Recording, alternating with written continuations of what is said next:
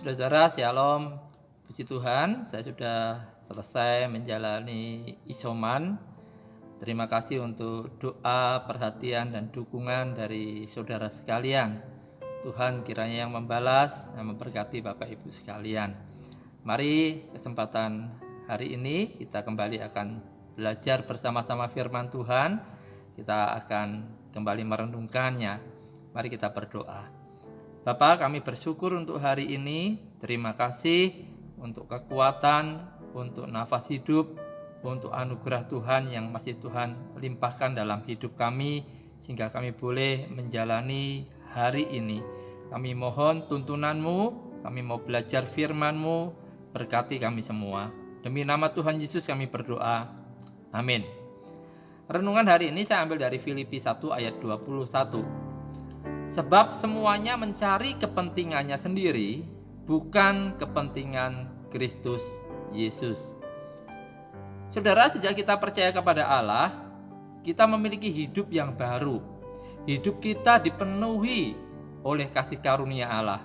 Maka kita akan mengalami perubahan hidup yang radikal, yaitu dari hidup yang hanya mencari kepentingan diri sendiri, menjadi hidup mencari kepentingan Allah. Ini perubahan kita. Ini yang terjadi dalam hidup kita, yang kita mengaku bahwa saya sudah percaya Tuhan. Saya benar-benar menyerahkan hidup saya kepada Tuhan.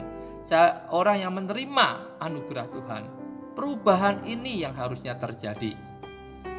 Saudara, mencari kepentingan diri sendiri adalah natur manusia lama kita. Sedangkan mencari kepentingan Allah adalah natur manusia yang baru. Perubahan yang demikian ini terjadi sebagai sebuah proses yang terus-menerus sampai seumur hidup kita. Jadi selama kita hidup, proses ini akan terus terjadi. Bagaimana kita membedakan antara kepentingan diri sendiri dengan kepentingan Allah? Saudara, menjawab pertanyaan ini memang tidak mudah, dan kenyataannya memang tidak mudah untuk dapat membedakannya. Mencari kepentingan Allah bisa berubah menjadi mencari kepentingan diri sendiri. Begitu juga sebaliknya.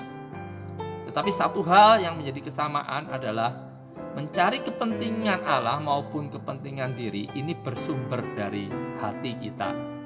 Siapa yang mengetahui isi hati?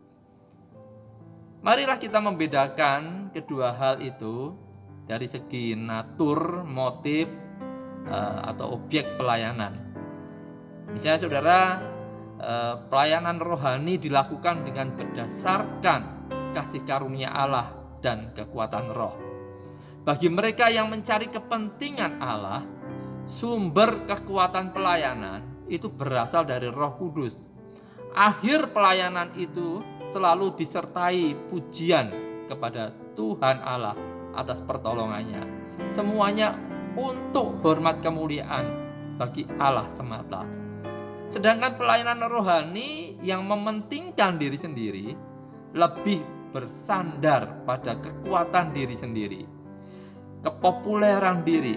Mereka memulai dengan keyakinan pada diri sendiri dan mengakhiri dengan pujian diri karena jasa diri.